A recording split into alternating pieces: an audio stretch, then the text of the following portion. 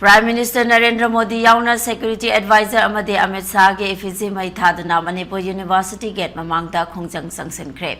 Kokomi Students Front ke makhada Manipur University ke mahiroi singna sinduna changsin kiba khongjang aduda India gi proxy war khudakta lepu aikhoi gi leibak aikhoi na ngakchagadabane haiba demand tawraduna mahiroi singi oiba rally amaso satke. Kokomi Student Front ke coordinator Ningthaujam Dhanakumar na haikibada lamdam asida asukuina tangdu leita adana laba phibam asida central government na lokhatpham thokpa thabak amatta lokhatana tumina leisinbagi thaongbu yaningdaba phongdoktuna mahiroi singna changsingedaba khongjang ge saruk ama oina ngase MU da khongjang ase changsinbane makhatana lamdam asidagi mahiroi sang singdasu makhatana khongjang ase changsingane hainasu phongdokhe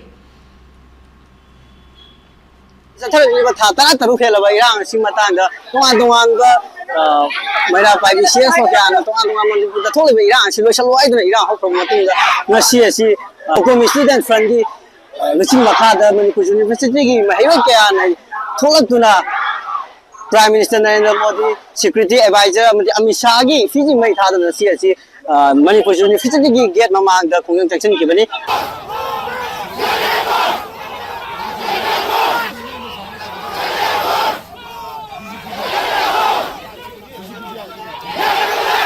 khongjang si makha sa thara poina India gi proxy war yaning de madi mitai muthan aba tawriba India gi policy khudak ta lepu Manipur da gi central force to haiba kholau ja si law no ji yam no mahiroi kya sina leli lakpa gi saktam aduni akhoi hoji u phangli ba si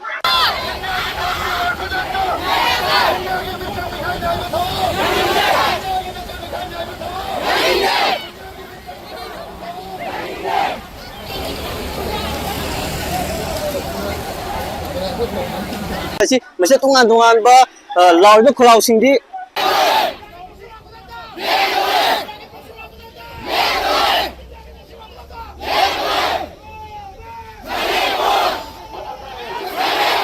Pandai abadi ngarang kotana tana na handagi hona Thawal gi yam lo mai kya na Thawal irang hotana sopan gi pawsu lai khini du ngarang ta su tongan ba mathang gi mai kya tholak tuna governor amadi CM phaw na dana me thole irang skum matang da warosin khulak na hai dana me nan chan dana taksin khibal lai bani makha tarwa na ngarang su kaithel smira mokhoina taliba dima sing adu pung tumagi manung da pige dong ni hai dana mahiroi kya na su ma kaithel da hing lektuna khongjang jangsin khibal lai mahiroi sing asina thole irang sim matam da kari pam ni hai ba du khoi yam pum na khoi gi Kokomi Student Front gi convener oi badigi wakhum khara tamina se Nasi fawuda asu kuiraba ko gi sahi mo thataru khenjal la bairang sida nasi kanglu pani gi la na sida nasi fawuda India government na central government na si fawuda karigumba step am talo khata bai batare basi mayok ta ikona khariba protest sista zabani leba am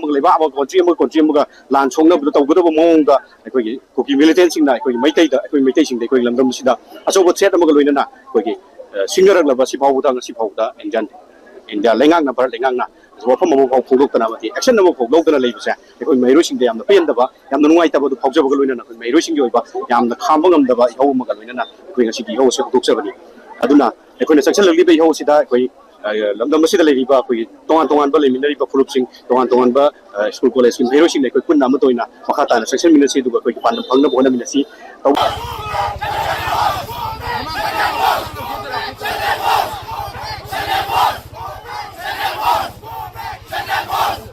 nasi fawuda mahiroi sing asina changsi leba khongjang sing asi tongan ba mafam kya da tongan ba